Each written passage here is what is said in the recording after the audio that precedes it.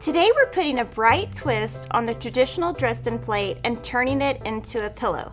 I was really nervous about starting my first Dresden plate project, but you're gonna see it's really just a breeze. For the fabric, I used Bright Sun by Sherry and Chelsea for a pop of color. For the notions, we're gonna be using the Creative Grids 18-degree Dresden plate ruler and the Karen K. Buckley Bigger Perfect Circles. So go to Fat Quarter Shop and purchase our Sundance pillow pattern, and let me show you how you can make this pillow in half a day. To start, you're going to need 5 3.5 by 10 inch dark rectangles and 5 3.5 by 10 inch light rectangles, and I recommend heavily starching your fabrics at this point. Now you're going to pair each of your dark rectangles with a light rectangle, and you're going to sew 5 units. You're going to press toward your dark. You're going to stitch with a 1.8 stitch length, and I'm using Aurifil Color 2000 today. Now we're going to start making our Dresden plates. On the Creative Grids ruler, you're going to find the 3.5 inch mark that has a circle. You're going to place that right on your seam, and we're going to cut 4 Dresden wedges.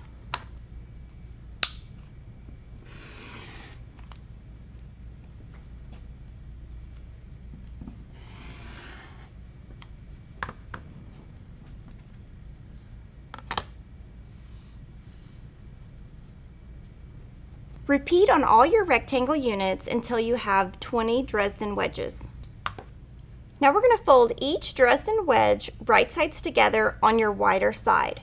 You're going to stitch a 1/4 inch away and back stitch at the beginning and the end. Now on your folded side, you're going to make a cut on the diagonal. Then we're going to flip your unit right side out, and we're going to use a Dritz point turner to get our point flat, and now I'm going to show you how to iron.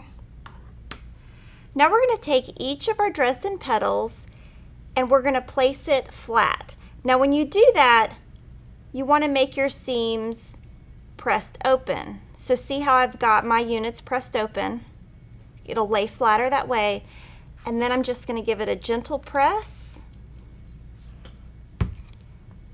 Flip it over, and I've got a perfect Dresden petal. You're going to make 20 total. Now we're going to start assembling our Dresden petals to make our Dresden plate. To assemble,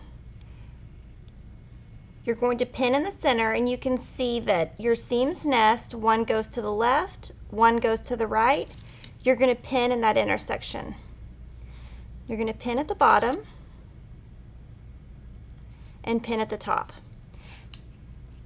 Now at the top, you really want to get this perfectly aligned and pin.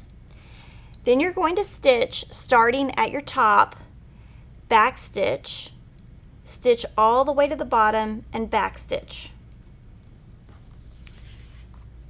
Then you're going to take your unit and you're going to press open.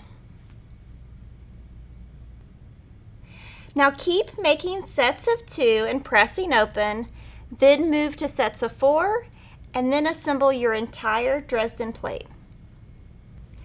Now our Dresden plate is looking so beautiful, and you can see how flat this is by pressing your seams open. You have a lot less bulk. Now let me show you how we're going to make our circle in the center. Now take your Creative Grids circle ruler, and we're going to fussy cut the motif for the center. Just draw a line with your friction pin and then cut with scissors.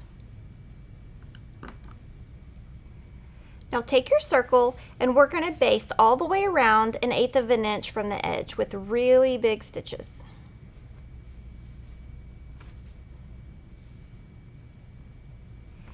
Now we're going to take the bigger perfect circles and take a 3-inch circle out. On the wrong side, we're going to place it, and we're going to pull our needle until it gathers, and then we're just going to press on the wrong side. You can press right onto this template and reuse it later. You can just use medium heat, and now you've got a perfect circle. We're going to take an 18.5-inch background square and fold it twice. Then you're going to find your center. Then you're going to take your Dresden plate and center it. And I'm just centering the points on the lines that you can see, and then this is my center. We're going to get it all flat. Then I'm going to use some applique glue, and we're just going to place glue about 1/4 inch away all the way on the inside.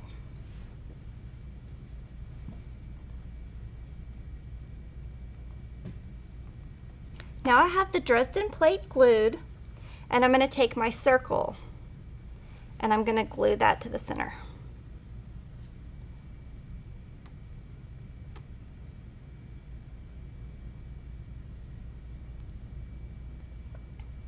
When I'm done, I will give this an all-over press. Now you're ready to applique your pillow top. You can either machine applique or hand applique. I chose to do both. Now we're ready to quilt our pillow top.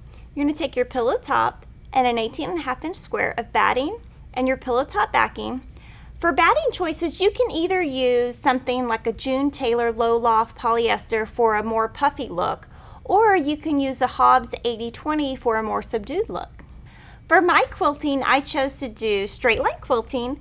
I used monofilament Aurifil on the top, and then I used a thread matching the background color on the bottom, and the reason I did that was so if the stitches pulled up, you don't see them. I also used top stitch needles when I was quilting. Now we're going to trim our quilt top to 16.5 inches square.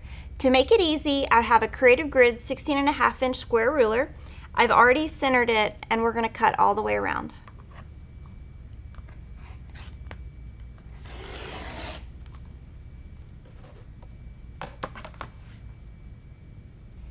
Now we're going to work on our pillow backing.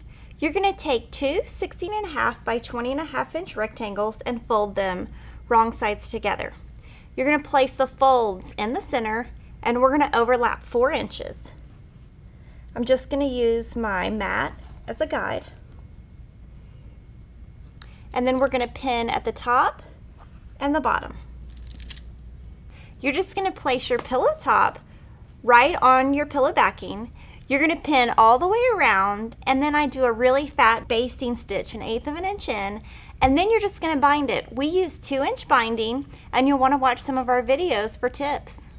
To finish your pillow, you can either stuff it with a 16-inch pillow, or you can use an 18-inch pillow like we did here for a really puffy pillow. And I hope you enjoyed this tutorial today, and I hope it's inspired you to make Dresden plates because they really are not that hard.